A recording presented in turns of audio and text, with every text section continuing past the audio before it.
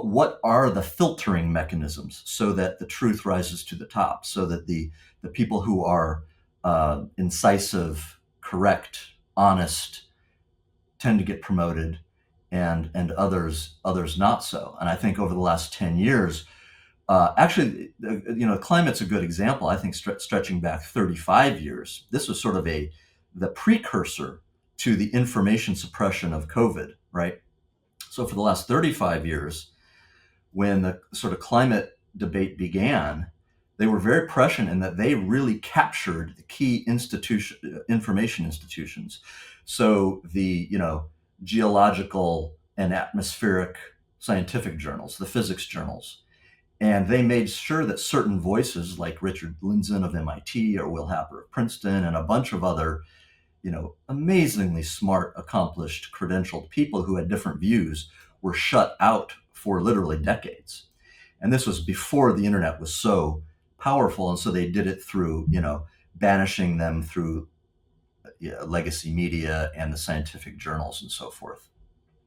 Now we get to COVID, and they sort of, in my view, ran that playbook to a T, but now, supercharged with digital tools. So de-boosting people on social media, de-boosting people on search ranks, preventing them from,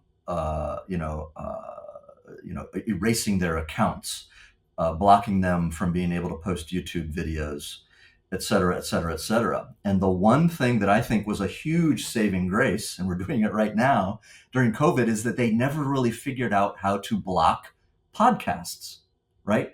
And so as the people who I think got so much right during COVID, whether it was all our friends at Brownstone, uh, you know, uh, Robert Malone, Ryan Cole, Brett Weinstein, and a bunch of other friends, they got the word out through podcasts. And what were they doing a lot on these podcasts? They were reading, published peer-reviewed papers that weren't being covered in the mainstream media.